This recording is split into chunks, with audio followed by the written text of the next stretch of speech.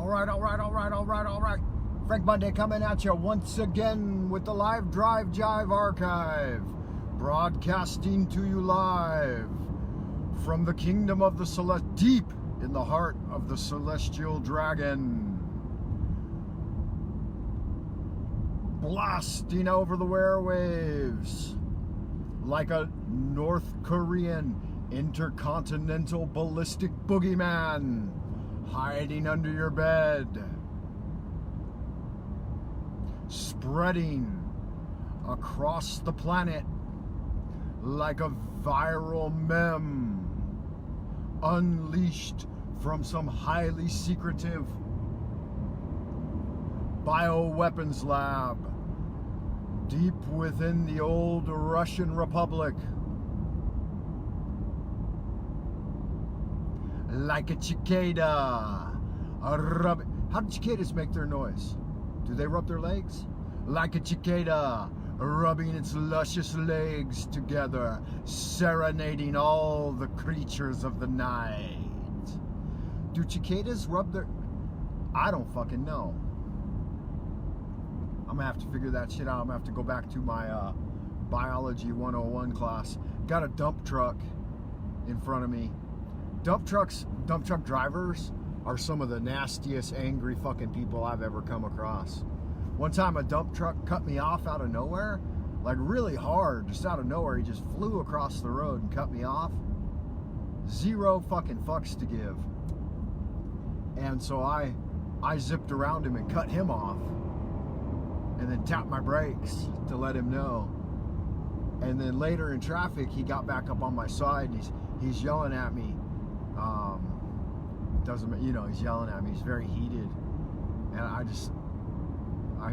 think I flipped him the bird, but I chilled. I didn't get angry. I don't get angry. I try not to get angry in traffic unless it's just a really hardcore dick move, you know, and it seems intentional. Like that was. It was a hardcore dick move. Zero fucks given. I don't care what his problem was. He shouldn't have done that. Very little could have been going wrong. Like even if he was having vehicle trouble, he could have eased off to the side. He didn't have to, cut through traffic with the intention, because he was trying to make headway. It wasn't like he had vehicle trouble. His diesel engine was chugging like an old steam train and belching out black smoke and dropping trash off the back. I mean, he was a garbage truck. He was a garbage truck driver.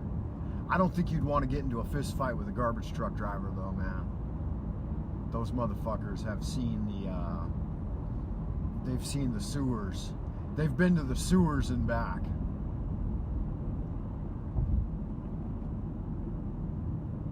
But intelligence and speed, lightning quick reaction speed, and a lifetime of kung fu training can give you an advantage.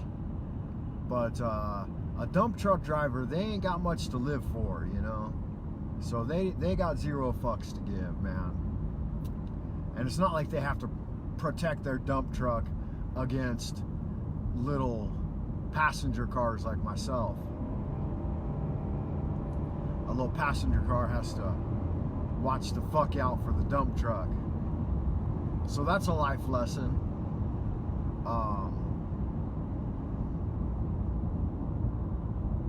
Yeah.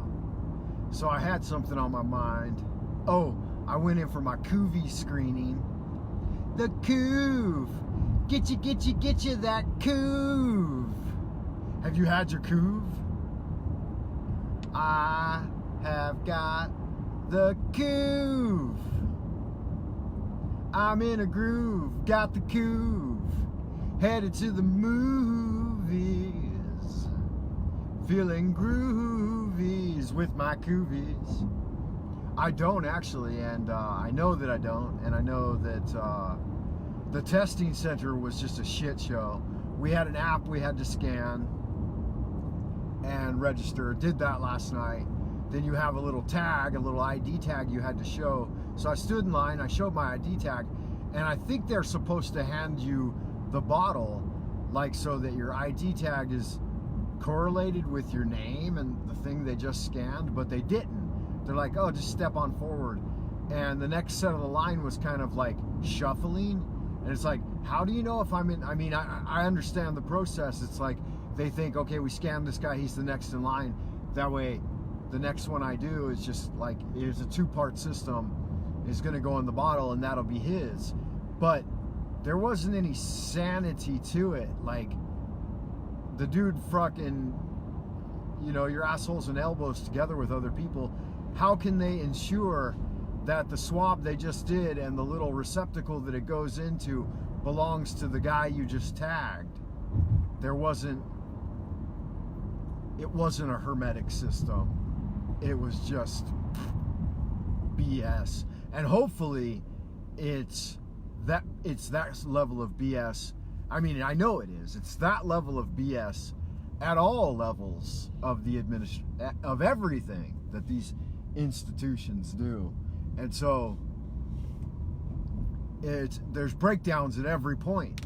And it's like an individual like me who's got an eye for consistency and professionalism. I'm like, so maybe they say, okay, that guy had the couve, right? They register it as a couve strike, a strike on the couve alarm. And it's like, well, you can't even guarantee that that was my swab. So I'm suspicious that it's all just for show. Unless it's just like a mass screening.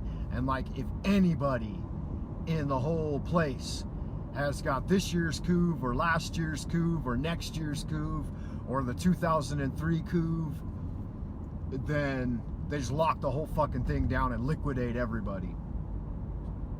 It's kind of the way they're treating it. I saw an entire community cordoned off the other day because there was a ping on the app. And it's like, your system is so broken, and yet this is the human response to it, but it's not. And here's the truth of the matter, guys. I mean, anybody with even the slightest bit of insight can clearly see that this is not a human operation. There are no human controllers involved. You got a front man like Dr. Fakey, but he's not making any decisions. He's what he is. He's just some dude in a suit talking on TV. Then you've got various frontmen, but the underlying thing, the whole fucking system is controlled by the algobots. It's got nothing to do with people anymore. And I hope you realize that. I hope you understand that. And I hope you can see through it. That you can see through the veil. And it's not you or me. It's got nothing to do with anybody. It's not about Beijing Biden. It's just about the system was usurped. Reagan said it best. Is it not true that there's already an alien presence among us? When brother is forced to fight brother in vicious man-eating wars for an industrialized military complex that's got no concern for the average individual or human freedoms. Now, I am paraphrasing. So that's all I got for you today. Y'all good-looking, sexy fucking people out in Happy Land. I love you guys. As above, so below. Take cares. And it says finish broadcast. But you and I both